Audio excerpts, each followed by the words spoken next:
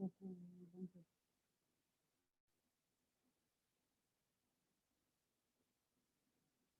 Okay. Okay. Okay. Who was I keeping?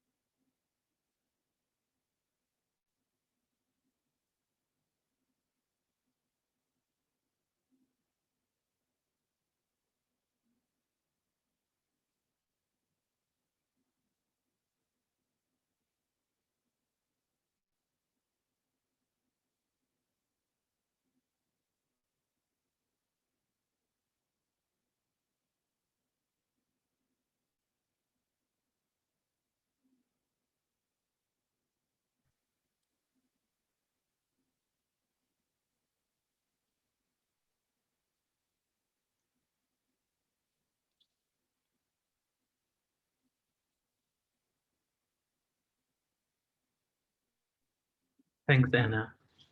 Good afternoon, everybody.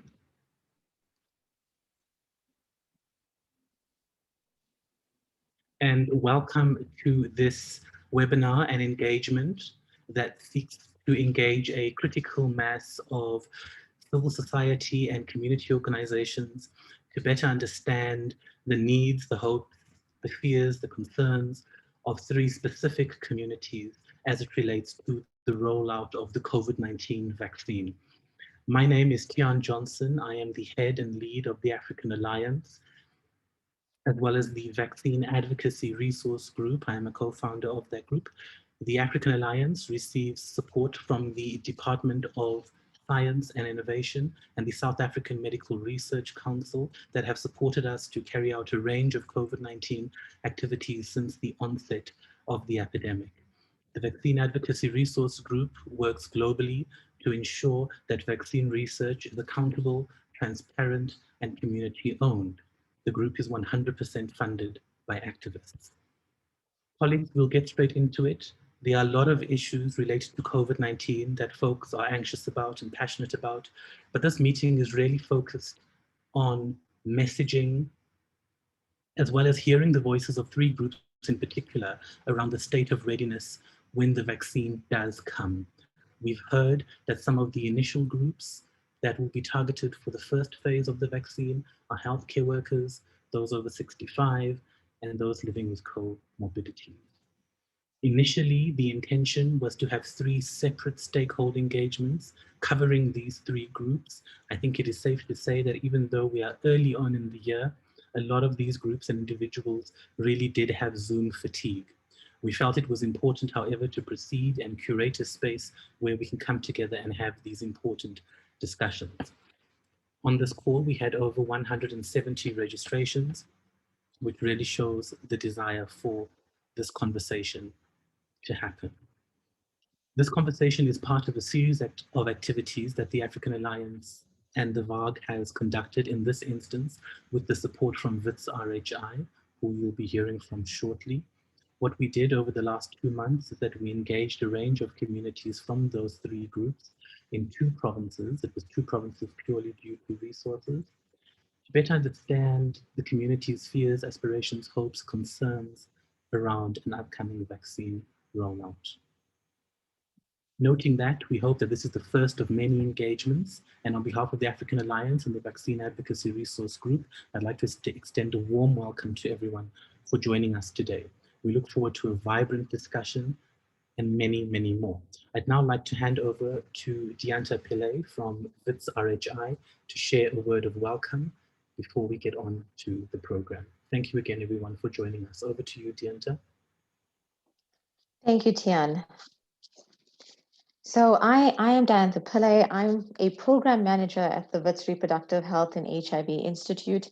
And together with Tian and his organization, we will be conducting some formative work focusing on looking at aspects around demand creation, communications, as well as service delivery aspects around the vaccine rollout. And as Tian has rightly mentioned, this is a very interesting and pertinent topic at the moment, and we really look forward to your insights and perspectives on this webinar.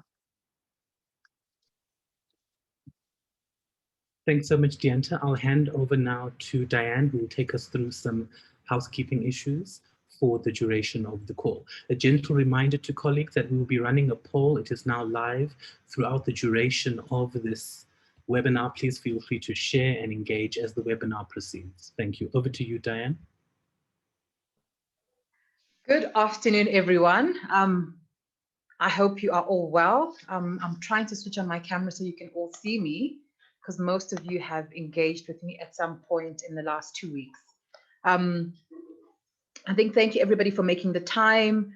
Like Tian has said, at this time of the year, we know there's a lot happening. And I think with COVID, it just, it's coupled and all of that. So in terms, I'll be just going through some of the housekeeping. As you've all seen, this webinar is also live on Facebook. The webinar is the session is going to be in a webinar format, meaning that everybody is going to be muted. But if you want to say something, feel free to raise your hand.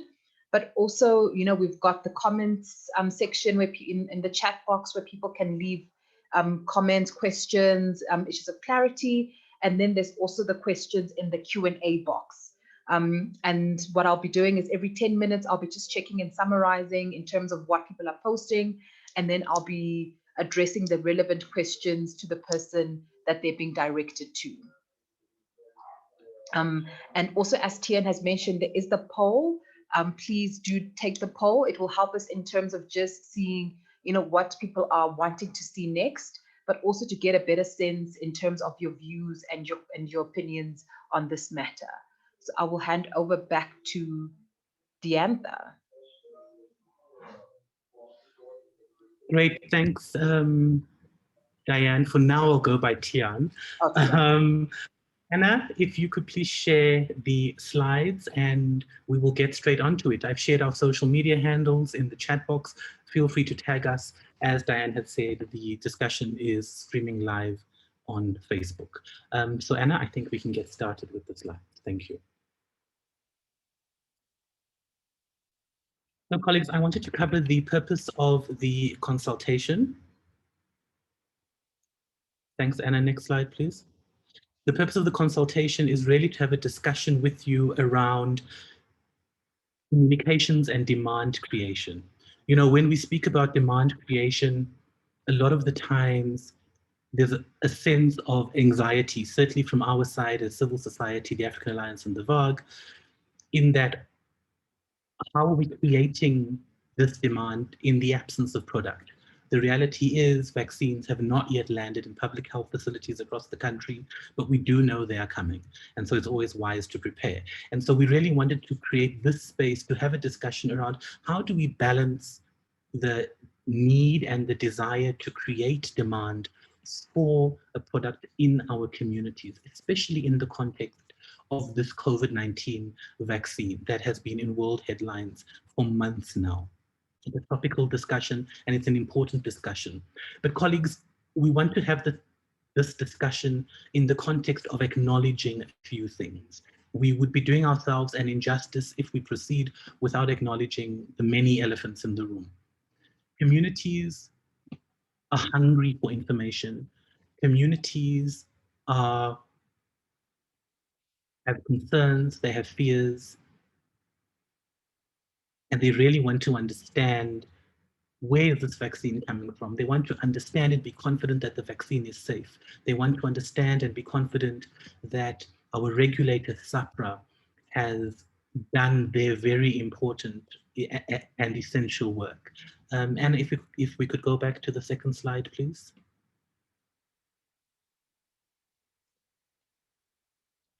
So the presentation will cover a range of topics. The first will be COVID in South Africa. Diantha will take us through the current status. She will also cover some transmission dynamics and a caveat, colleagues, that all of the content in this presentation and in this discussion this afternoon, as you are very aware, is constantly evolving. We've tried to put together information that is as accurate and as current to the best of our knowledge. Under the COVID in South Africa content, we'll also discuss what puts you at risk and some of the transmission dynamics. We'll also cover Vaccines 101, an introduction to our immune response, and how do we get vaccines from development to delivery. We've heard issues around access, around intellectual property rights, around are we ready at ground level to take this vaccine and to roll it out? Are communities ready? Is our healthcare system ready to take on the rollout of this vaccine? The next component we will cover is COVID-19 vaccine landscape. What are the options? How many vaccines are there in this basket? We hope to walk you through a journey that uncovers some special characteristics of each of these vaccines. The next section will cover the thought process that guides us to selecting a vaccine. So how did we get to vaccine A, B, or C, and what can we expect in South Africa?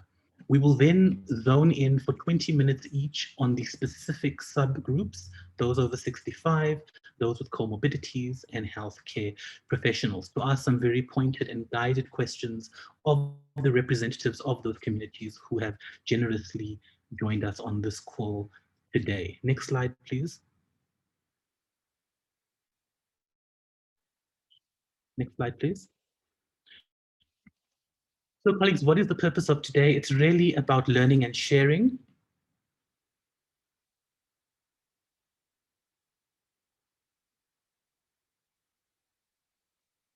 We wanted to have conversations with key community leaders and civil society groups to understand what potential challenges may be expected, what key issues we need to consider in terms of communications, engagement, and mobilization of communities for the rollout of a COVID-19 vaccine. You have joined us here today, apart from general interest, hoping that you represent one of the key groups of people who will be targeted for vaccine introduction.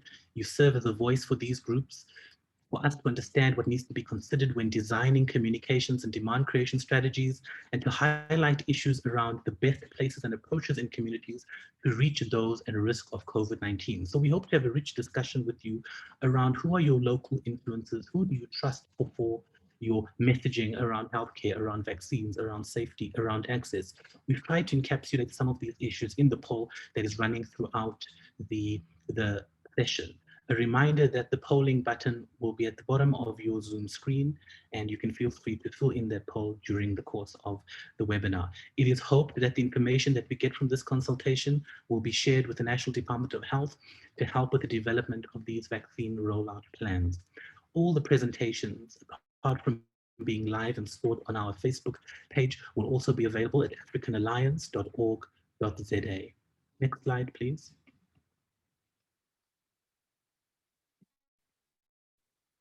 So we know for sure that there's a great public and media interest in this vaccine. There are several media practitioners on this call today as well. And it's important for us to use this moment to ensure that communications support knowledge and awareness and uptake of a COVID-19 vaccine for those who want it. It's important to recognize concerns, fears, and hesitancy in communities when planning for our rollout. And communicating about and creating demand for a vaccine must be situated in increasing knowledge, raising awareness, and increasing the population's confidence in a COVID-19 vaccine. Next slide, please. So colleagues, I'm now going to hand over to Dianta Pillay from WRHI to take us through the next session. Thank you again for joining us, and we look forward to seeing your inputs on the poll. Over to you, Dianta. Thank you, Tian. So as Tian mentioned, I will run through the current situation of COVID-19 in South Africa. Next slide, please. So looking at our current situation, we're all well aware that the first case of COVID-19 was identified on the 5th of March, 2020, and that marked our first wave of COVID-19.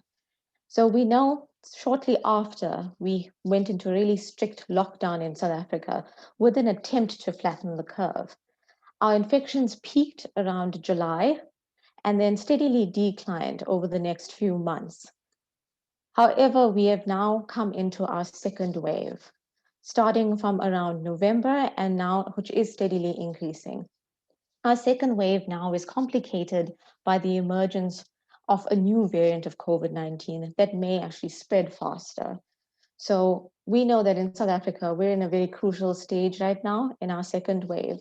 And to date, as of the 10th of January, 2021, the total number of cases to date has been over 1.2 million.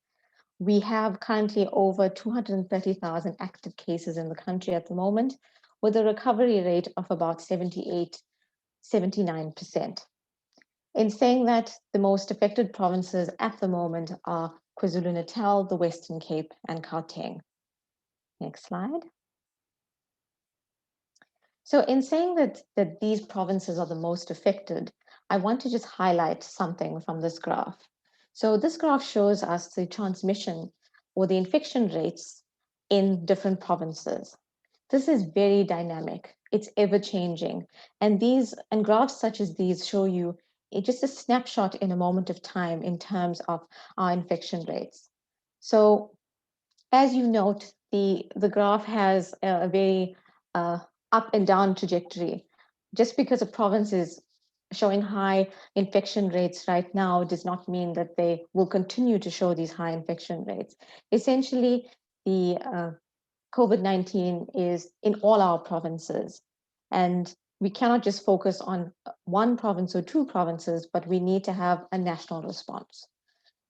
Next slide. So let's focus now on what puts us at risk. And there are multiple factors that put us at risk. So looking at intrinsic to ourselves, what puts us at risk is our health. So information tells us that your age plays a factor. So being over 65 and older, having a chronic condition like, for example, heart disease, diabetes, lung disease, HIV, and TB are also factors that can put you at higher risk for severe illness. Then external to us, if we look at our home environment, being in an overcrowded living space with the lack of social distancing, lack of access to proper water and sanitation services, as well as living with younger children or children of school-going age, because information tells us that children have the ability to pass on the virus to adults or older persons that they may live with. And then external to our home environment is outside our home. So what also plays a factor is our employment status, the type of employment that we have. For example, if you're a healthcare provider or frontline healthcare provider, you may be at a higher risk. So also looking at whether you have access to your own transport. So the use of public transport puts you at risk. Being in workspaces that are either overcrowded or poorly ventilated, as well as having the lack of access to water and sanitation services within your workspace or outside your home. Next slide, please. So data tells us that there are four main themes when we look at what makes us vulnerable. One is the population, two is household services, 3 is your household composition, and 4 is your health. So I'm going to take Charles as an example. So Charles is an essential worker, and he provides cleaning services at a local hospital. His wife is an informal trader, and she trades close to a taxi rank. And his family in total use the public transport system every day. So looking at this image, his employment status and not having a private vehicle does make him vulnerable. If we look at the situation within his household and household services, where Charles lives, there's a major water shortage in his area. So he uses publicly provided water and sanitation services. So he does not have access to either water or sanitation services within his dwelling, which again makes him vulnerable. Then if we look at his household composition, he lives in a one-bedroom house with his wife and his 3 grandchildren, and his grandchildren are aged between 10 and 15, and they attend school.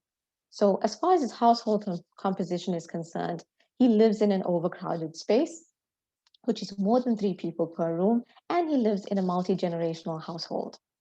And then lastly, looking at his health, Charles is 60 years old and he has had diabetes for the past 10 years.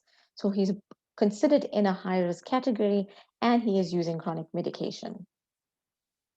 Next slide, please. So if we look at Charles and his family and we look at the transmission dynamics and where they can potentially be exposed to COVID-19, let's take a journey with Charles on his day. So Charles and his family, they board an overcrowded taxi to work and to school. So Charles arrives at his workplace. He does work in a high-risk environment with COVID positive patients. He takes a break for lunch and goes into a crowded kitchen with his other co-workers, not wearing masks or social distancing. If we look at Charles' wife, at her place of work, she is an informal trader. She is placed in an area with high foot traffic, with no social distancing, and she uses communal ablution facilities as well. Then if we look at Charles's grandchildren who are at school, they're considered to be in a congregate setting in that there are 35 children in their class. There's a lack of social distancing in their class, and at break times, and they also use communal ablution facilities. So at any point in time, from boarding the taxi to being at their workplace or place of school, Charles or his grandchildren or wife could be exposed. Coming to the end of their day, Charles and his family then go home in an overcrowded taxi. Charles and his family don't have access to proper water and sanitation services, so they use the communal water and sanitation services shared with their street. So both they're in an overcrowded taxi and they may be in a crowded space where they're using these facilities. So Charles and his family at any point in their day could have had multiple exposures and they could infect others and each other. So the moral of this image is to show you that we are all at risk. It's not just specific people, but everyone is at risk of either transmitting the virus to someone else or contracting the virus, irrespective of age. Next slide. So now let's talk a bit around vaccines. So in order for us to speak about vaccines, we first need to understand what happens in our body when we are infected with COVID-19. So COVID-19 enters your body and it multiplies, and we call that COVID-19 infection. But our immune system has many tools in its arsenal that can help fight this infection. And I just want to highlight three main tools in your immune system. So one is called macrophages, and they're essentially our natural killer cells. What they do is they swallow up the virus or any dead or dying cells, and they leave behind little pieces of this virus, and that's called an antigen. So it's a foreign body, it's foreign to your body. And your body then identifies these antigens as something dangerous so that they can stimulate a response and produce antibodies to attack them. So then we move on to two very important cells within our body called B lymphocytes and T lymphocytes. So in short, we call it B cells and T cells. And these B cells, they are your defense mechanisms, and they're responsible for producing antibodies. What they do is they attack the pieces of the virus that get left behind by the macrophages, and they essentially attack outside your cells. Then we move on to T cells, which you all may be aware of because you hear this terminology a lot when it comes to HIV. So your T cells are also your defense mechanisms, and they attack cells that are infected in your body. So what happens when you have an infection is that the immune system remembers the antigen and it remembers how it's responded to the antigen. So it keeps a few of these T cells called memory cells so that if it sees the antigen again, it can react in the appropriate way. And it can spark your B cells then to produce antibodies to attack the virus. So scientists are still trying to understand or determining how long these memory cells protect you from COVID-19. Next slide, please. So now I'd like to take you on a journey from vaccine development up to delivery. So I'd like to just start by explaining what's in a vaccine. So essentially what's in a vaccine is a weakened or an inactive part of the virus or organism. And this weakened or inactive part is used to create an immune response or to mount an immune response. This weakened or inactive portion will not cause disease in someone who receives the vaccine, but its purpose is to wake your immune system up to respond. So there's multiple stages in terms of development, and it starts with your preclinical stage. So this basically is a stage where we work out how the vaccine will work. So scientists try to find out what induces an immune response in your body. So they try and find out the right inactive piece or the right weakened part of the virus that will mount an immune response that's enough to be protective. And this process can take up to 4 years. Once scientists have worked this out and gone through some preclinical trials, it is then approved for human testing. And it goes through a series of phases within a clinical trial. So your first phase within the clinical trial is your safety phase. And essentially, this is the first time that the vaccine gets used in humans. And its primary aim is to evaluate how safe this vaccine is and what sort of immune response happens when you get this vaccine. So this typically enrolls about 20 to 80 participants, and it takes anything between a few weeks to months up to about a year to conduct. Once you have a successful phase 1 trial, you move on to a phase 2 trial.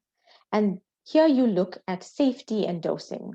So in addition to expanding your knowledge about how safe the vaccine is, you will also go on to determine what the right dose is. And this typically enrolls around 100 to 300 participants and can take up to 2 years. Once you have a successful phase 2 study, then you move on to a phase 3 study, which then looks again at safety and more prominently at efficacy. So in addition to expanding our information on safety, we want to determine how effective the vaccine is. And this essentially enrolls between 300 and 3,000 participants. And this can take anything between 3 and 5 years. So once you have a successful phase 3 study or positive phase 3 study, you go into the regulatory phase where you have your regulatory approval and licensure. And at this point, an application gets submitted to SAHPRA, SAHPRA being our South African Health Products Regulatory Authority. And the purpose of SAHPRA is then to review the trial data. And in general, SAHPRA monitors, evaluates, and investigates all health products, as well as registers health products. And they ensure that health products are safe, efficacious, and ensures that they are of good quality as well. Once you receive these approvals and licensure, you go into manufacturing. So you need your product to be manufactured at sufficient quantity to be able to meet the needs of the population. Next slide, please. So just to break from this process, we've been in a fast track for COVID-19 right now, a COVID-19 vaccine. So the entire process that I highlighted to you could take anything between 10 to 20 years. But we're on a fast track, and the virus was discovered in December 2019. At the end of 2020 and beginning of 2021, we have effective vaccines. And this fast track process has not compromised on safety and the quality of the product. So next slide, please. So following an effective product, what needs to happen for delivery to be effective? So we need to be then in considering how ready are we to uptake this vaccine? And vaccine readiness is essentially just a set of steps that we need to undertake to prepare, one, our health system, but also our population to roll out the vaccine. And it includes multiple steps. So just to highlight these steps, it includes planning and coordination, our regulatory pathway. So as I mentioned, the process with SAHPRA, prioritizing and targeting the right population, looking at how we create demand and communications, how we engage with the community, as well as taking into account some service delivery aspects. So how should we roll this vaccine out? Thinking about how we store the vaccine, what are the logistics? We also need to be able to train providers and supervise this training. We need to put into place monitoring and evaluation systems, as well as safety surveillance systems. And some key points to highlight here is that we need to create COVID-19 competent communities. We need to address some issues around vaccine hesitancy. We need to determine how we reach these target or prioritized populations and what are the best channels to do this. And then equally, we need to look at, in our districts, how do we implement this plan within our districts? And then the next phase is looking at post-marketing monitoring. So this is essentially a phase 4 clinical trial where we look at surveillance. So after the vaccine is approved and licensed, we continue to monitor how people react to it. Next slide, please. So now that we have a sense of what the trials and the regulatory process is, I'm going to go into speaking about the COVID-19 vaccine landscape in South Africa. So basically, what are our options in terms of a vaccine? I mean, there's a lot out in the media and a lot of information out in the media. So we have 4 main options at present, according to the information that we have. So we have the Pfizer vaccine, we have the Moderna vaccine, we potentially have the Johnson & Johnson vaccine and the Oxford AstraZeneca vaccine. So these vaccines have different attributes, and I'll run you through what those attributes are. So the Pfizer vaccine, it has a 95% efficacy rate. It is available in 2 doses that have to be administered several weeks apart, and immunity builds up over a 4-week process.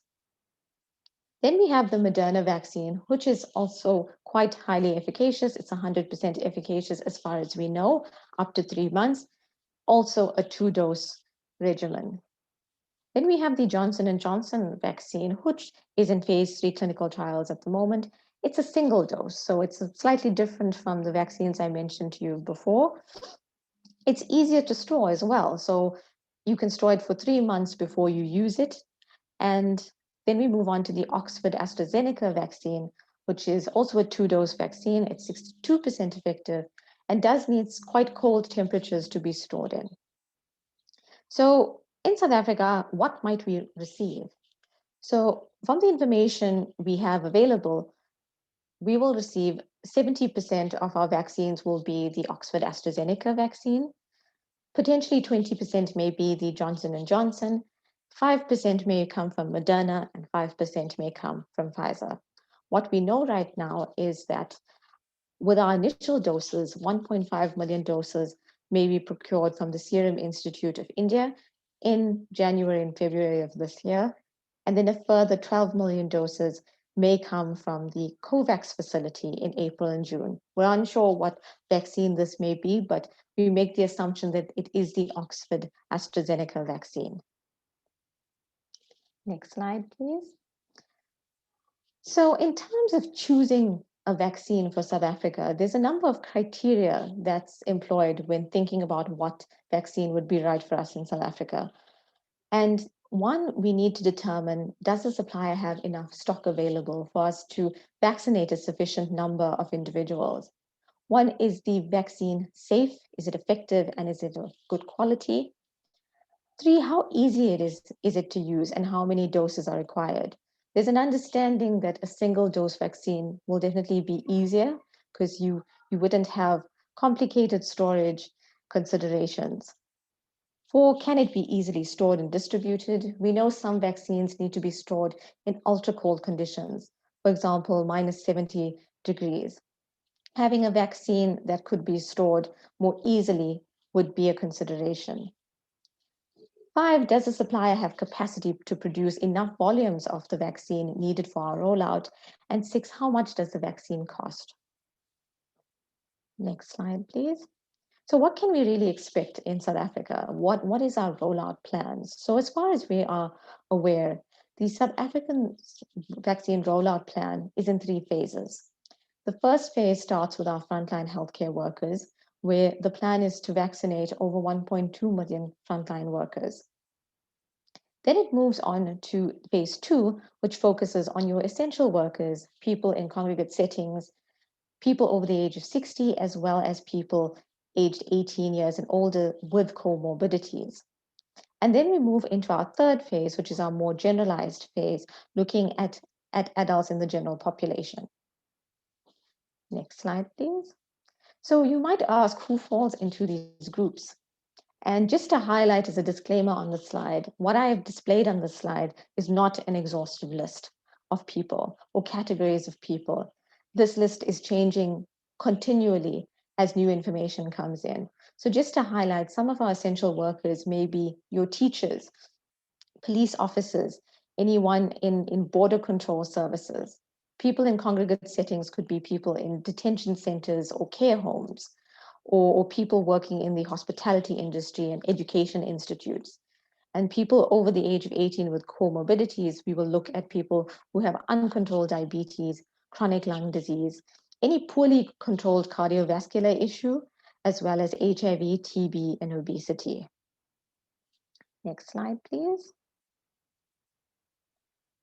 So just going further or honing in on what this phased approach looks like. This phased approach is essentially based on how available a vaccine is, and the distribution of the vaccine will adjust as volumes increase. So we will move from a more streamlined approach to a broader population approach. So if we look at, for example, phase 1, we understand in phase 1, we have a limited availability of vaccine. So there is constrained supply. So we focus on a highly targeted delivery, looking at covering healthcare providers or frontline healthcare providers in a very focused delivery. So the strategy will be quite closed, where we look at specific locations or that we can access the priority populations. And this will be both in the private sector and the public sector. Then as we move on to a phase where we have a larger number of doses available, which is your phase 2, the supply is now increased and potentially we are receiving vaccine from the COVAX facility. We will start to focus on your other essential workers, your persons in congregate settings, your adults with comorbidities, as well as your population over 60. This may be delivered through the private settings, such as pharmacies, doctors' rooms, workplaces, as well as public settings like hospitals and clinics. Then we move on to phase 3, when we have a greater supply, where we'll have continued vaccination and we'll move on to a more routine strategy.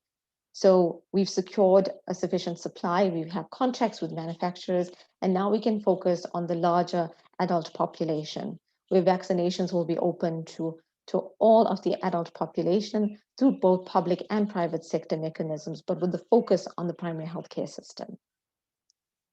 Next slide, please.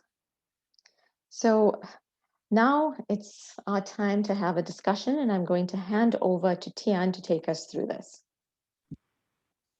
Thanks so much, Deanta. I think you've really covered a lot of information. As we're looking at the questions and comments, quite a few issues are coming through. Next slide, please.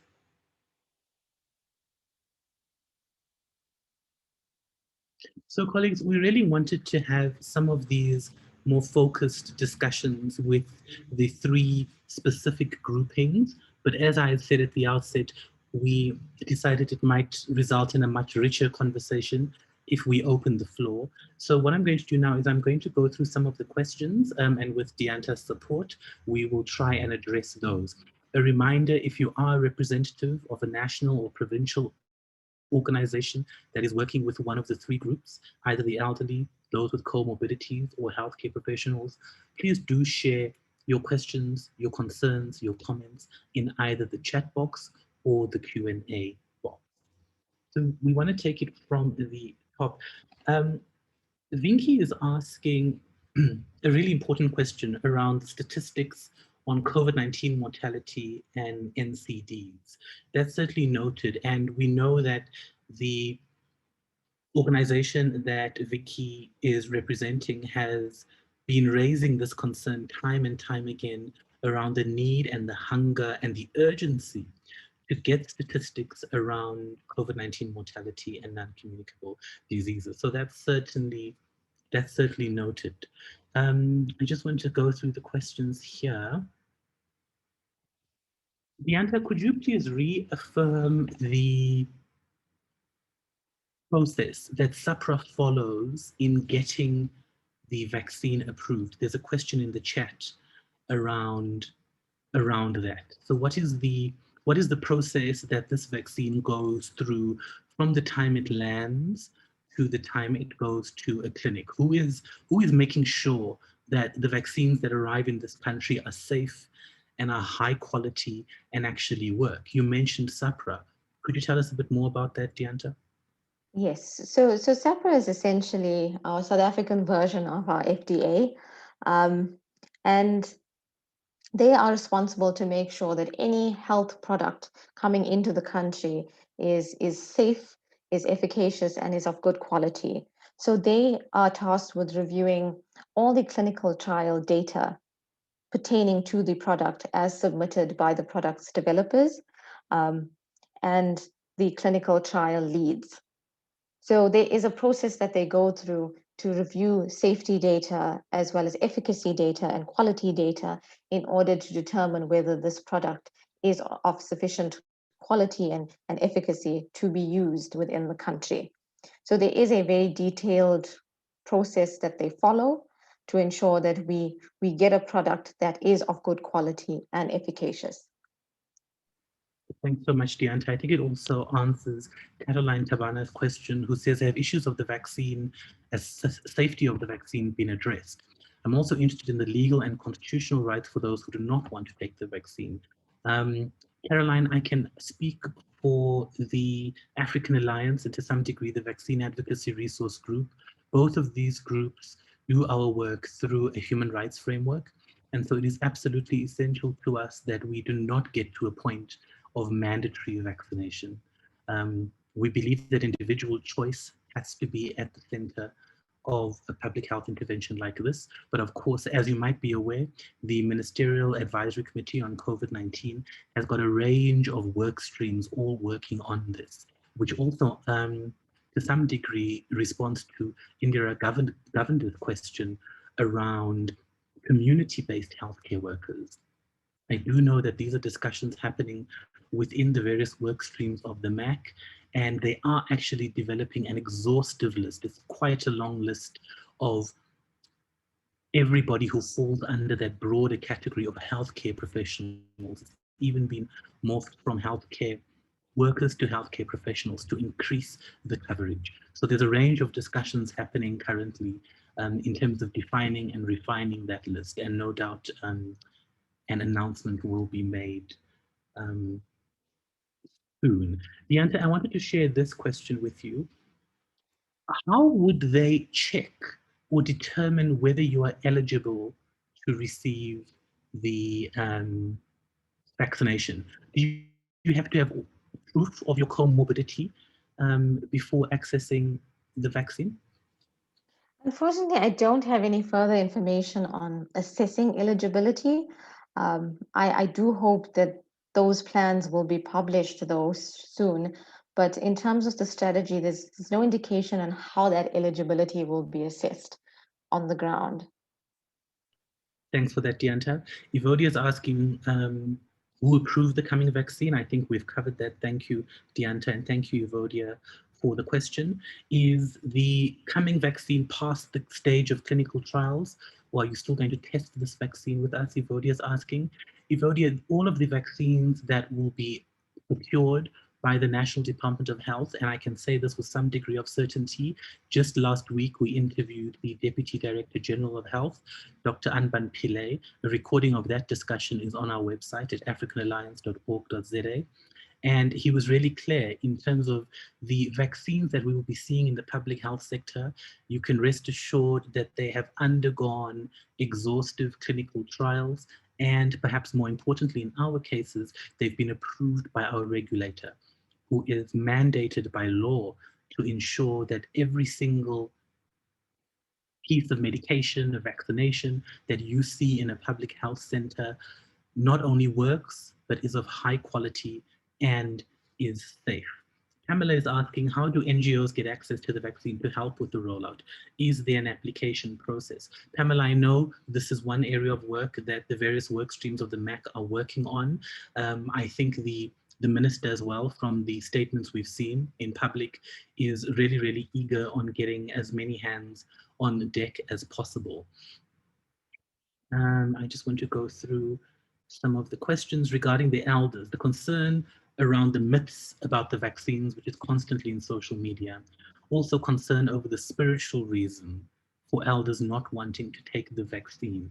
I think, Famada Shamam, you've hit the nail on the head. You know, it's misinformation and anti-vaxxer sentiment is a serious and a real concern, which is part of the reason why us at the African Alliance hold, or at least try to hold, those in power accountable for the comments that they make around the safety of vaccines. It's certainly something that the president addressed a few days ago in his address, saying that those with power, those with platform, and those with influence have to be really, really careful in terms of the comments and the statements they make in public spaces, especially if it's not based on science.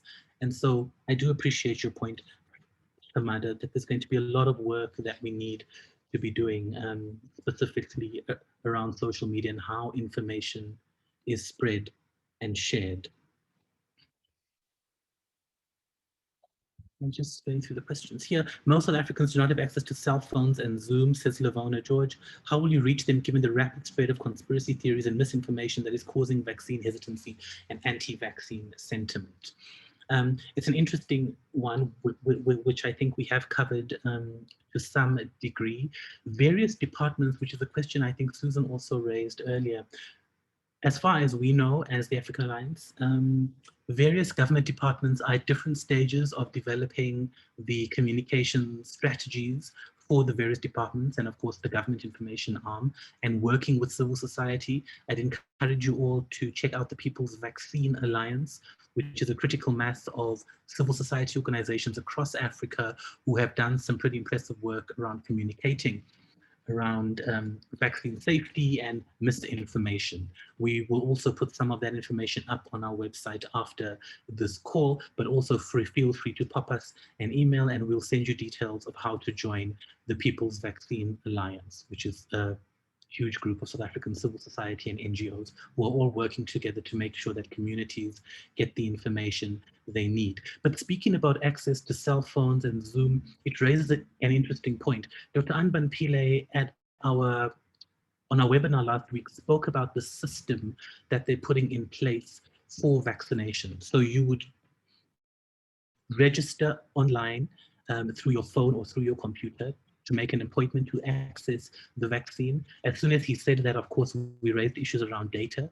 South Africa has some of the highest data costs globally, and it's really, really a concern that we would be relying on data usage to schedule and then access, as well as follow up those who get the COVID-19 vaccine. The Deputy Director General reassured us that there will be alternative options for those who do not have smartphones to actually go to their nearest facility to register for the vaccine. I'm sure, as you can imagine, they would not like groups and groups of people going to one facility to register. So they're trying to reduce that. Daniel speaks about the younger generation concerned around taking the vaccines and the issue of national leaders and ministers with deputies who are not injected. I think that's another very pertinent point, Daniel. There have been several discussions in the various structures working on, and I think to some degree, Minister Mkhize addressed that publicly in his last speech, around the need for these public officials and senior government officials to get vaccinated publicly. As Dr. Pillay said on our last call, the recording of which is available on our website, that it's a delicate balance because on one hand, I mean, certainly as the African Alliance, we would like to see all of our political leadership and public leadership get vaccinated and get vaccinated in public. We feel they'll be really valuable to address misinformation around the safety of vaccines. But you have to balance that with communities who will now come back and also say, oh, you see, our political elite are accessing the vaccine before those who really need it. So it's a fine balancing act, but we remain firm in our belief that public officials should be vaccinated in public, and that includes heads of clinics and public health facilities at community level as a way of addressing some of the anti-vaxxer sentiment. Bianta, are you in a position to comment on this next question from Evodia that says, why are the vaccines which are less effective being procured at higher volume? So why do we see such a high volume? And then you spoke about, for example, Pfizer with a higher efficacy at like 5%. Do you have any idea around some of the dynamics there in terms of why we would prioritize a vaccine that's less effective in terms of? I don't have any solid, I don't have a solid response for that, but I do think that there are considerations around vaccine volume and discussions with manufacturers. So I wouldn't be able to conclusively tell you what that reason would be. Thanks for that. I mean, I think it's also a function of a range of factors, whether that is price, whether that's storage and logistics. We knew from the outset that the Pfizer vaccine required very stringent cold chain storage, which I imagine is a key factor in how they got to those percentages, at least for Pfizer. WRHI is raising a really important point around the the rollout of the vaccine using these public sites within the health sector and the additional pressure within the health sector on healthcare workers. And what does that mean? Also in terms of rural and urban coverage. Henry, I think your comments mirror our concerns that we've had for quite a few months around the fact that we've had a traditionally weak and fragile public healthcare system.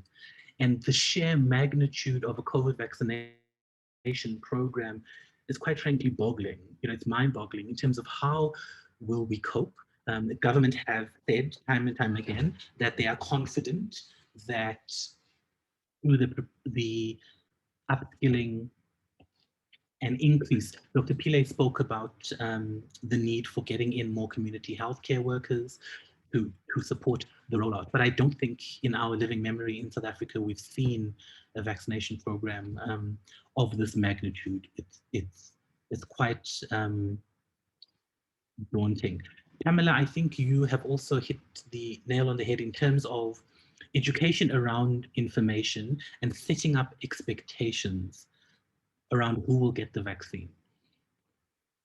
It's been shared publicly that the vaccine rollout will happen in various stages, with the first stage really looking at what is being characterized as essential workers. And that begins with healthcare workers.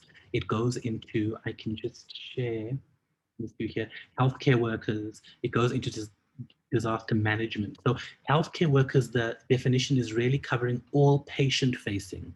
They've described it as patient-facing healthcare personnel, and that includes funeral services, right up to grave diggers, followed by disaster management. That's fire rescue service, banking sector, the retail food industry, electricity, water, gas, and fuel production workers, home affairs, municipal services, at least for some of the initial stages.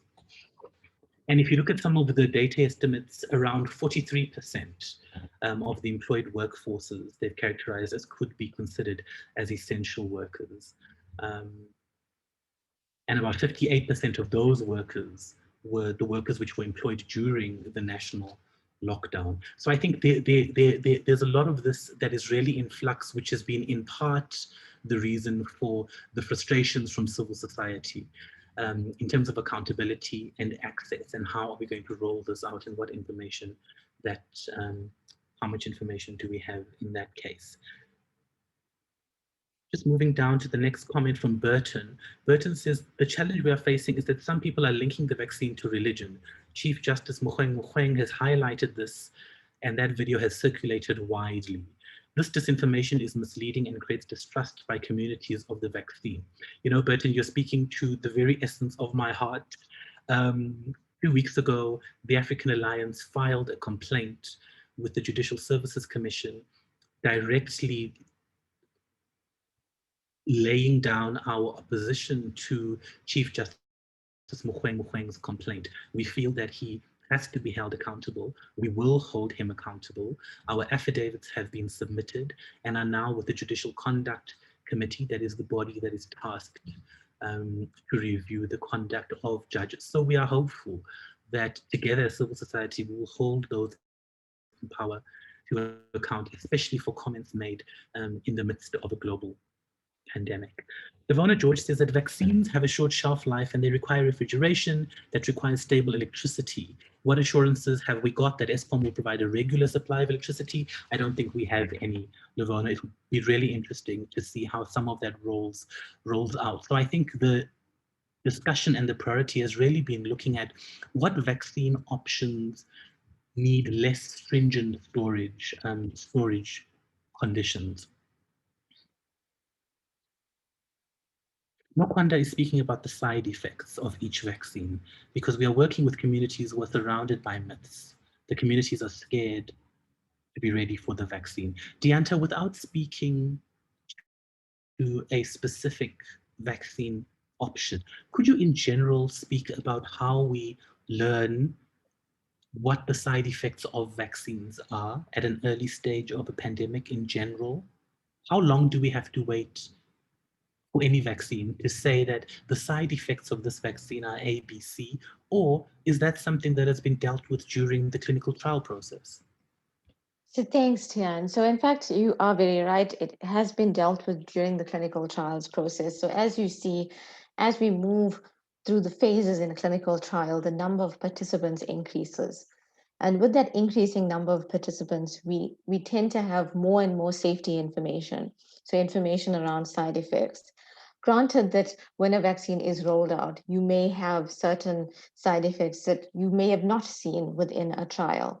However, you have this information quite early on within your clinical trials to give you a general sense of what that safety or side effects profile looks like.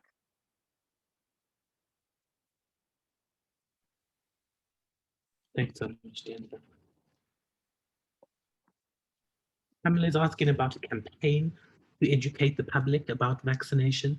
Pamela, I think it's been our call for several months now, certainly as the African Alliance and the VARG and the various civil society groupings working on this, to say that we've been saying this for years, whether it's the development of a vaccine for HIV, or in this case, COVID, we need to resource and provide funding to civil society organizations and networks to do what we do best, and that is reaching communities with information that is evidence-based and easy to understand. The millions of rands that have been invested into vaccine research in this country pales in comparison to the amount of money that has been put into community engagement. So we keep on advocating for resourcing around communications. Each department I know is developing various communication strategies around COVID. Of course, our ideal ask would be that we have a national communication strategy that involves all departments communicating from one playbook in a clear and easy to understand manner. So it's certainly flagged. Nukwanda raises such an essential and critical question. Is it possible for sex workers to also be on the front, to also be included on the front line, because sex work is work and they are breadwinners? Nukwanda, I think perfectly valid point. What I would strongly advise of various groups of civil society on this call is to please feel free to share, if it's short and sharp slides, even 2 slides that really articulate your top line demands and your justification for those demands. And we can certainly make sure that we share them with you in copy, with the various structures who are making those decisions. So absolutely, this is the time for us as civil society to really be strategic and move rapidly in terms of making our motivations and our cases for the different groupings in terms of how the vaccine is accessed and is rolled out. So thank you for that, Nukwanda. Then Governor asks, are there any consequences by employers should an employee refuse to take the vaccine? Dana, that's an issue I know the work streams of the MAC are working on with some of the world and the country's leading ethics professors, and we'll be sure to keep you in the loop around that. Like I said, our default position as the African Alliance is that vaccination should never be compulsory. It should always be down to individual choice, but you need to balance it with a public health emergency like COVID. We will certainly make an effort to share all of the work streams of the MAC as has been requested. El Rey rightly points out that no worker will and can be forced to take a vaccine as it is an invasive intervention. Under OHS, employers cannot force workers. Trouble, we can't be sure that some aspects of the rollout will not be compulsory. I do know there are advisories that are being prepared in that regard by the various bodies. Deanta, would you be able to speak to us a little bit in general, not specifically around COVID if you can't, around this concept of herd immunity? It's been in the news constantly, and the perception certainly is that once we vaccinate a certain percentage of the population, it will take us to a place where the pandemic can be characterized as manageable. What is this concept of herd immunity? Could you break it down briefly for us? So basically, herd immunity is we're trying to reduce the transmission within a population.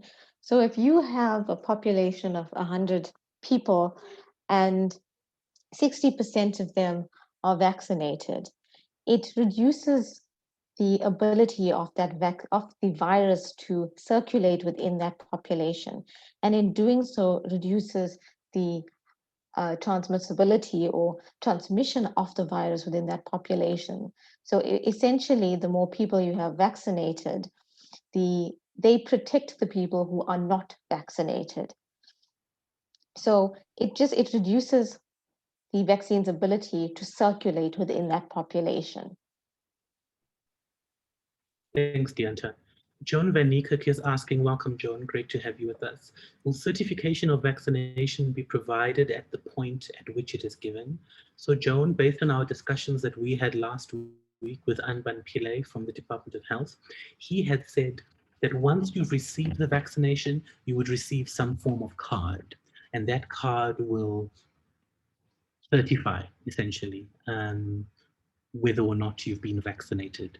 We asked him about the issues of fraud and fake certificates, which, being in our context, will no doubt arise as an issue.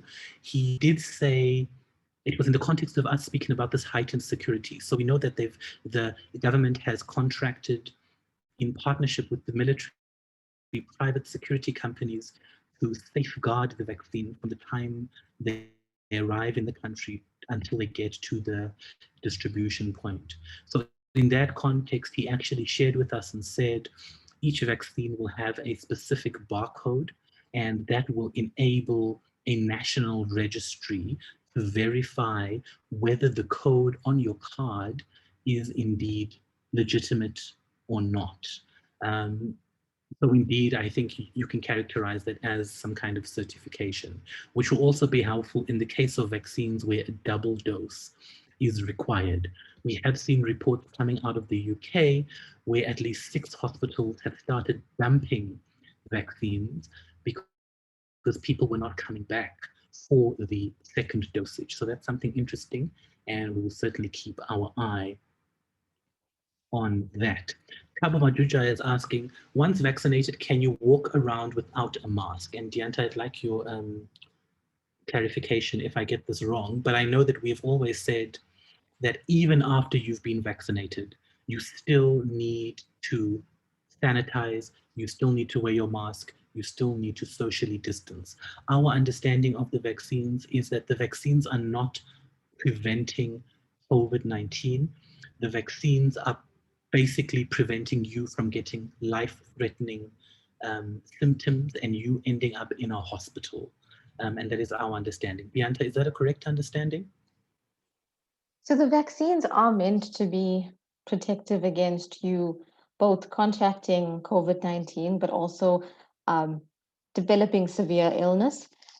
As far as we are aware, you should wear a mask irrespective, because I mean, we are still determining how these vaccines work within the population.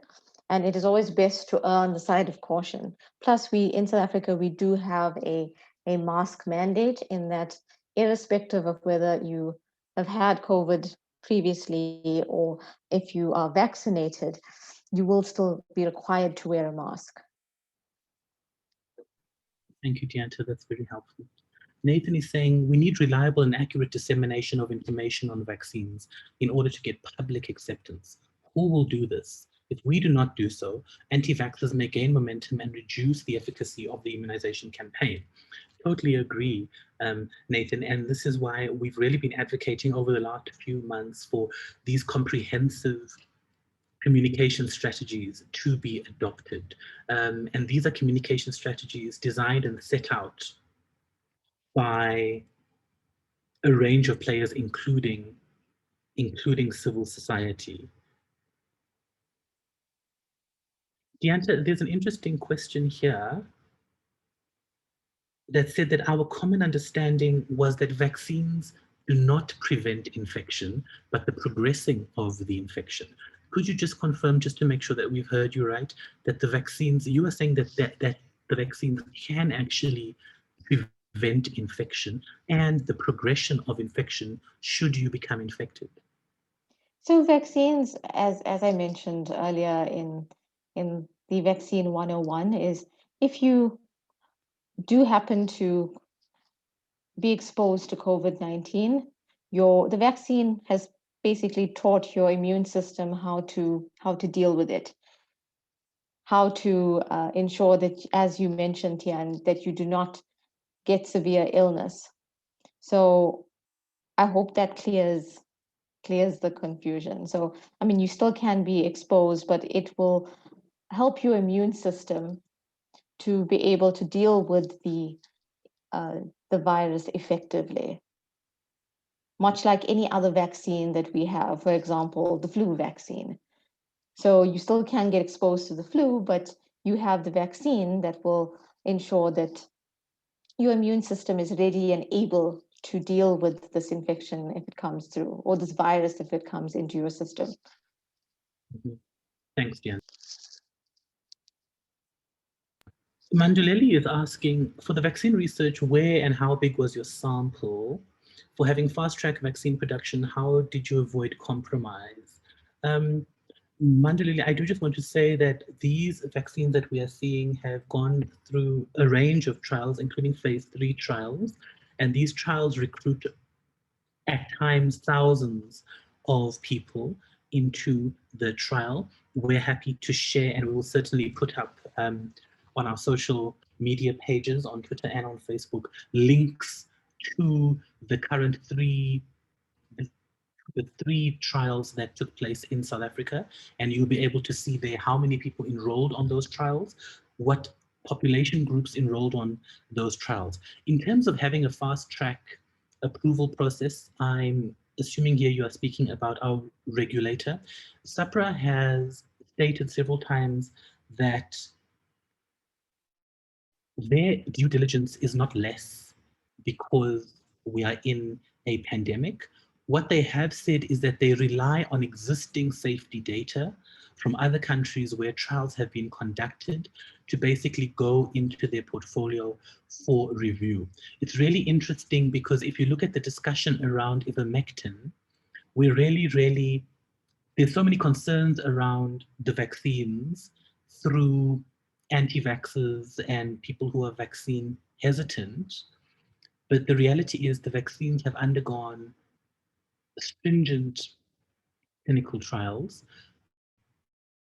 And if you compare that to the demand for ivermectin, you're basically saying there's such a demand for ivermectin, but we don't have the safety data that we need on ivermectin. We have the safety data we need on vaccines. So if I had a choice between vaccines or ivermectin, I'd certainly go for vaccines. But it's also interesting to see how communities perceive these different issues between how we understand the different issues. And in the coming 2 weeks, the African Alliance, we will be having a discussion with the leadership of the regulator specifically around ivermectin.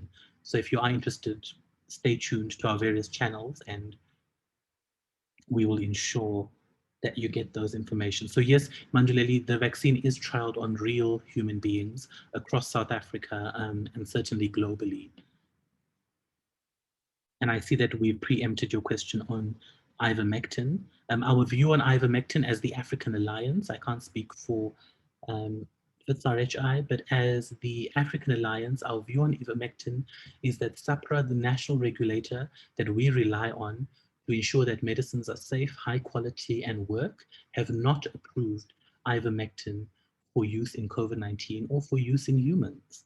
And so until such time as that happens, that will be at least our position. We did hear yesterday, and that really excites us, that there are bigger randomized control trials that are now starting for ivermectin. So because our advocacy, at least at the African Alliance, is informed by evidence, should those randomized control trials and SAPRA then produce that evidence and say ivermectin is safe for use in human beings, then we will certainly support that because we believe that we have to have our advocacy informed by the science and the evidence and not opinion or misinformation. Will you produce Federica is asking, will you produce information materials like leaflets, possibly also in several languages, including French? Federica, I can't answer for that. I do know that in the context of our work at the Alliance, we do have plans to produce a range of community outreach materials in all of the official South African languages. I would imagine that there are groups who are certainly working on recognizing that our official languages as listed are not the only languages that are spoken in South Africa. And so it's certainly a need, and thank you for raising that. What would the implications of people not taking the second dose be? Famada is asking. Dianta, could you speak, if you can't speak specifically around the COVID vaccine, could you speak in general? What happens if we only take one dose out of 2 doses of a vaccine? So I think in general, it does not allow you to mount the correct immune response in order to protect you from contracting severe disease.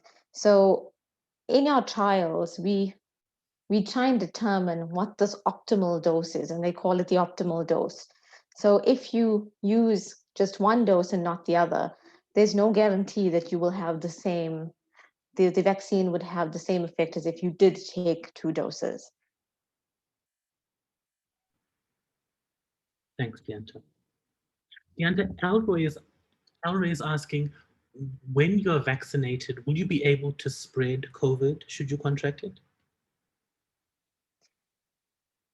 So I think there's always a chance you can spread COVID. I don't know unequivocally whether it is a possibility. So I would have to honestly go back to the drawing board on that one. Thank you. Craig Morrison is saying he definitely feels that public leaders and influencers need to be vaccinated as icebreakers for vaccine hesitant folk. I think that's a great point. Thank you.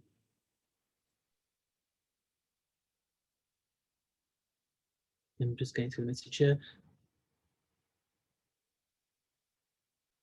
Evodia is saying there's a message that ivermectin is pure garlic. Is that myth or truth? Evodia, we'd like to direct you to the SAPRA website. Diane will put the link to the SAPRA website onto the chat. It's a really great statement that covers why ivermectin has currently not been approved for use, and that might shed some light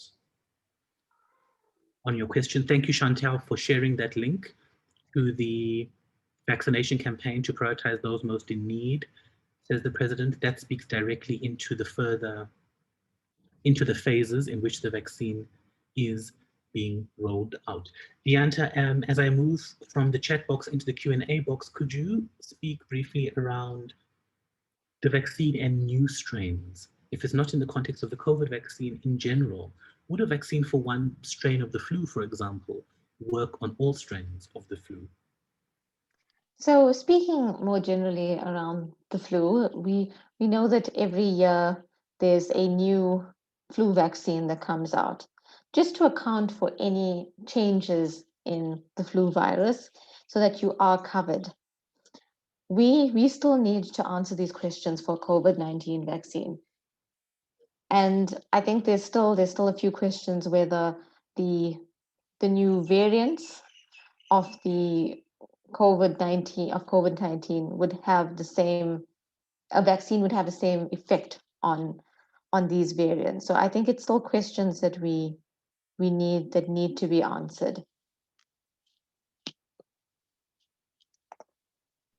Thanks for that, Dianta. There's a comment that is asking around scientists on the call. I just wanted to remind you, colleagues, that the purpose of this call was not to address any of the scientific content.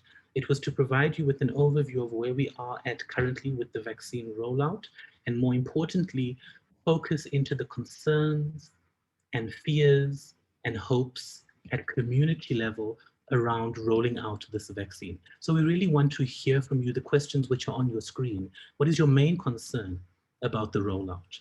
What should we be thinking about in terms of building knowledge of communities? We've got some great inputs around materials that are not limited to the stated official languages.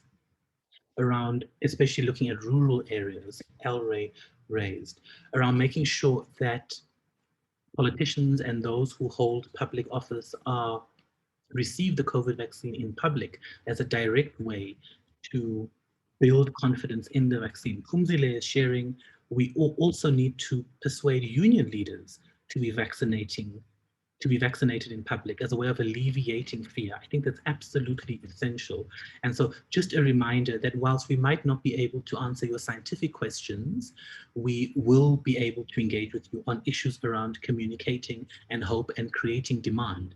The same way we've had these discussions around condoms, around contraceptive access, around access to public health facilities. The African Alliance hosts weekly webinars with some of the countries and the world's leading scientists. And we encourage you to join those webinars should you have any specific questions that you'd like us to address in terms of the science behind COVID research. Chantal is asking, how can civil society assist this process to be effective? Chantal, I think, for the first time in many years in civil society, we saw government actually reaching out and opening up space for civil society to sit on various components of the MAC. We know that SANAC, the South African National AIDS Council, we know that the Community Constituency COVID-19 Front, sit on a range of social and structural drivers, components of the Ministerial Advisory Council. So we do have civil society representation across all of these components. The African Alliance, as well as the Treatment Action Campaign, I see Sibongile is here on the call as well, the chairperson of the Treatment Action Campaign, welcome. We sit on the what is called work stream 4 of the COVID Ministerial Advisory Committee. And our role is really to ensure that community voices get into these spaces where decisions are being made around who accesses the vaccine, when they access it, and how they access it, which is part of the reason why I was really excited that Nokwanda raised the issue of sex workers. And so I really want to make a call to civil society groups on this space to please do share with us, both myself and Sibongile on this call. We are ready and we are willing to serve and to ensure that the issues which are foremost on your mind make it to these various structures. We of course cannot guarantee that the recommendations or our suggestions will be taken and actioned, but at the very least, what we can guarantee you as individuals who serve civil society will be to put the issues on the table.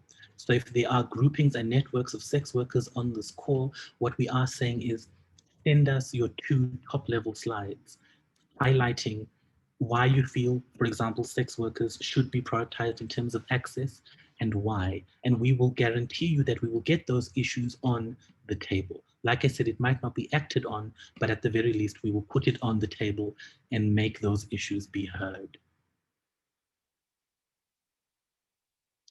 I'm just going through the questions here.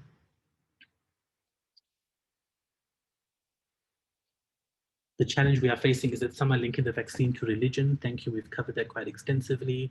Will community healthcare workers be included, as well as frontline healthcare workers? As I indicated before, that final desegmentation is happening as we speak with the various structures on the MAC. It's a pretty exhaustive list that goes right from doctors and nurses, frontline staff, security guards at clinics, grave diggers, those who come into contact with bodily fluids, of those who have passed with COVID, etc., etc. So it's a wide-ranging list, and to our understanding, all MAC advisories are publicly available. We will certainly share that link with you, so you can basically see how some of these decisions are being made. Ntando is saying it's clear from this call that basic information on COVID-19 vaccine is not uniform. It's a serious challenge that we face at this time of social media and all that comes with it. The major concern is information confusion does more harm. And I totally agree with you, Ntando. I think it really speaks to the need that, when COVID hit, I think a lot of us in civil society had to pivot and reshape and find a way to meet communities at their point of need. And we really haven't had the luxury of going on a slow learning journey. And so we're really grateful, at least from the Alliance's point of view, to the scientists and researchers who have made time to sit and speak with us every single Thursday at 10 a.m. and help us unpack these issues. But it's also just to recognize and say there is no structure, there is no national plan to make sure that civil society and community advocates are on the same page around COVID-19 vaccine research and development. And I strongly feel that a large reason for that is funding. You know, a lot of us on this call come from civil society groups who have struggled historically to finance even just our core operations, whether it's gender-based violence or elderly or NCDs or HIV and TB. And when COVID came, we really had to use already stretched resources. So there's this huge pressure on us as well, I think, that we need to recognize and constantly remind those in power and those with resources to fund the work of civil society that has historically been trusted structures within the community. Dana speaks about adverse implications for people who are on antiretrovirals. We will flag that question, Dana. Please stay tuned to our social media channel. We will get one of our eminent scientists to answer that. In our COVID conversation series, we've spoken to Glenda Gray, Linda Gale Becker, Helen Rees, a lot of these eminent scientists. And what I'm going to commit to doing is all of the questions, especially the scientific-based questions that we could not respond to today, we will be getting answers to those questions, and we will be posting those answers both on our Twitter and our Facebook page. We will do as much as we can within the capacity we have. Could the People's Vaccine Campaign, Chris asks, join voices and forces to advocate inclusion of ivermectin in fighting COVID? This is a safe drug that has been in use for decades. Chris, as we had pointed out, the national regulator does not have the safety data it needs for ivermectin, and we'll be speaking to them in the course of the next 2 weeks in terms of that. Burton is saying in Bahrain, you register online to get vaccinated. You then get notification on your phone telling you where to go and when to get vaccinated. After your first dose, you wait a few weeks, and then via your phone, you're informed when to come for the second dose. Burton, you've actually just described the system that we will be using here in South Africa. It's described further on the webinar that we had last week that's available on our website, and that is the system that we will be using in South Africa, where you register online or via your phone. You'll get a series of supporting messages and a series of notifications. Those who don't have access to data or smartphones will have the option to go to their nearest designated facility to register. And while that's not ideal, I think it does take into account the fact that not everyone has a smartphone, and we do live in a country with some of the highest costs of data globally. Tracy is asking, has thought been put into how the rollout of the vaccine will be done in the elder care groups like old age homes? Absolutely, Tracy. I do know in the last 2 weeks, that is the exact question that some of the MAC work streams are actually working on. Dale is asking about social workers and community development workers regarded as essential workers. Dale, in our discussion with the Deputy Director General of the Department of Health last week, he did say that there was a question raised around community workers who are coming from funded organizations. So for example, PEPFAR organizations or Global Fund organizations that are working on the ground. The Deputy Director General did say that irrespective of where the healthcare professional comes from, they will be prioritized as part of the vaccine rollout. So the answer there to that question, at least in the context of community health workers, indeed is yes. Tanya is saying the government's lack of transparency around vaccine rollout is worrying. Even if all systems are in place once the vaccines land, won't this lack of transparency at this stage impair public confidence in the government's rollout when it moves from vaccines landing in the country to vaccines being given to people? My best quotes in the world, vaccines don't save people, vaccination does. Absolutely, Tanya, we couldn't agree with you more. From the outset of this pandemic, I mean, I think about in the back in the day, it's shocking that we're calling last year back in the day, but back in the day when we had our first engagement, even with the doctors in Wuhan, we kept on saying that at the core of this work, at the core of our rollout, has to be accountability. There has to be transparency. Of course, when we're looking at issues of pricing and the deals that government has made on our behalf with the range of suppliers, including pharma, the response we keep on getting is that they signed non-disclosure agreements. In an article that we did that came out yesterday on News 24, we addressed exactly that and said that there has to be a balance. There has to be a balance between respecting non-disclosure agreements and being accountable to the people of South Africa. The people of South Africa have to know what promises and commitments their government is making in their name. These vaccines that we see now were conducted in South African universities and research institutes. They were partially funded by taxpayer funds. They happened only because the people of this country stood up and volunteered to participate in the research. That was a reason we were given for why Europe, for example, Europe, that we will be paying up to double for some of these vaccine candidates.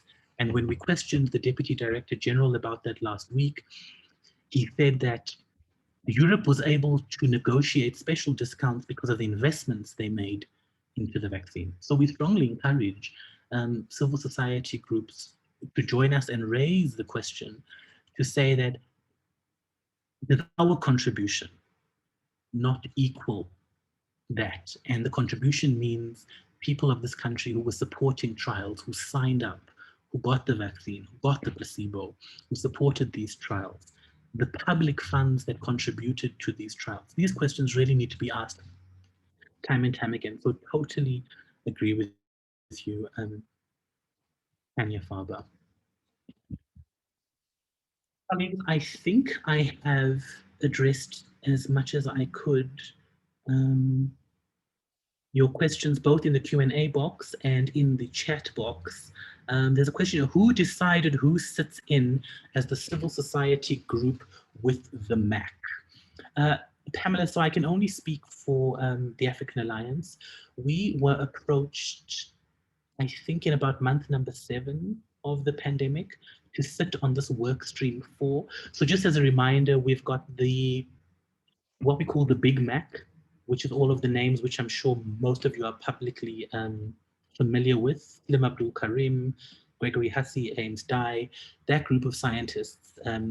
Basically what we do in the work streams is we meet regularly at, sometimes even twice a week. We discuss, we give inputs, there's ethicists, there's scientists, there's researchers, there's members of Department of Health, and a range of other departments on these calls. And what we've been trying to do at each of these calls is really ensure that whatever topic we're speaking about at that particular time, we get mandate and input from civil society to feed in. Because of course, we're not there representing civil society. We want to take up that space, number one, to secure a civil society space, but also to ensure that the voices are just not ours, which is part of the reason why we have not only the weekly conversations every Thursday, but also engagements like this. And I think we can clearly see some of the benefits of that. I'm really excited, as we had said earlier, about the issue of sex workers that Nokwanda raised. So just as a reminder, on one of the work streams, and there are several work streams, we will work to secure a full list of all of the work streams and who sits on them. So we are just part of one of the many work streams. And like I said, we sit on that work stream 4 with the Treatment Action Campaign. Just going through some of the other questions. Are there penalties for wealthier nations who dump vaccines? Could poorer countries not benefit from those vaccines? Nokwanda, you really just captured the issue so perfectly. When I spoke about those 6 hospitals in the UK that were dumping vaccines because folks were not coming back for the second dose, the visuals were so staggering because right next to that hospital was a fire station. And we know that fire workers are also classified at least in that context, and hopefully in ours as well, as essential workers. And we couldn't help but thinking, and of course we are not scientists, we are activists, and we just thought, but you could have given it to the fire brigade people next door. And so I think it's really, really interesting. And it's going to be quite something to witness the rollout of this vaccine in South Africa. And I think if civil society has ever been on top form, it really needs to be when this rollout is happening, to ensure that in all of our diversity, we support the rollout and do what we do best, and that is to hold those in power accountable and to act as a watchdog to make sure that no harm is done in the rollout of these vaccines. Lavona, George, yes, indeed, all the slides will be available on africanalliance.org.za. Colleagues, there are no other questions that I can see, both in the chat box and in the Q&A. Thank you again to Nokwanda. We look forward to your solidarity and support as Sweat. And Sisonke, we stand with you, and we really want to make sure that no one is left behind in this discussion. Colleagues, having said that, without further ado, I do want to respect everybody's time as well. I just want to ask, Dianta, do you have any reflections or final thoughts to share before we wrap up? Thanks, Tian. I think this has been really interesting. We have some really good perspectives on where some of the concerns are and where I think we need to focus our attention in terms of advocacy and issues around demand creation. In this space, I just want to mention there's a lot of unanswered questions. There's a lot that we still need to learn in rolling out a vaccine and specifics around this vaccine. So I think as more information comes through, we will have a better grasp on what this vaccine rollout would look like and what are some of the implications around vaccination. But I really appreciate the time you've taken on this call and the very interesting perspectives. It also gives us a new wave of thinking. So thank you, everyone. Absolutely. Thank you, Dianta, and thank you for the solidarity of WRHI as well. Colleagues, I just also personally want to say thank you for not only joining us and engaging us, but also for your solidarity as we've done this call. This was our first major webinar.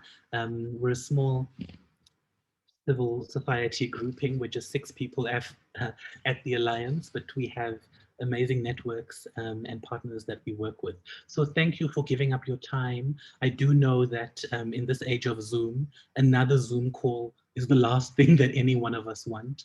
But I do also believe that this was a worthwhile spend of our time. What we're going to do in terms of next steps and in the interests of solidarity and accountability, we are going to, as I had said, this is one aspect of this current work that we do. Over the last 2 months, we've been engaging with communities in the Western Cape and in Gauteng. Again, we've only done those 2 provinces purely because we just didn't have resources to do all 9 provinces. So we did what we could with the resources we have, and we reached out to the elderly, those with comorbidities, and healthcare workers in Gauteng and the Western Cape. We asked these groups a series of questions around their fears, their hopes, their aspirations for what a vaccine rollout should look like, and perhaps more importantly, who they trust for evidence-based information around the vaccine. And so we're going to combine all of that data. We're going to look at the transcript of this call, all of the questions, suggestions, and inputs you've made, and we're going to combine that and put that in a report.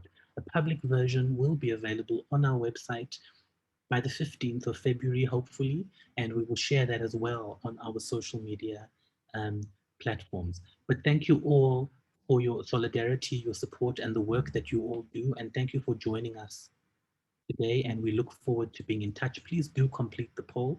It gives us valuable insights as to what we should be prioritizing, and we will be in touch with you individually to ensure that no one is left behind as we roll out a COVID-19 vaccine for South Africa together. Thank you everyone again, and have a good Monday further.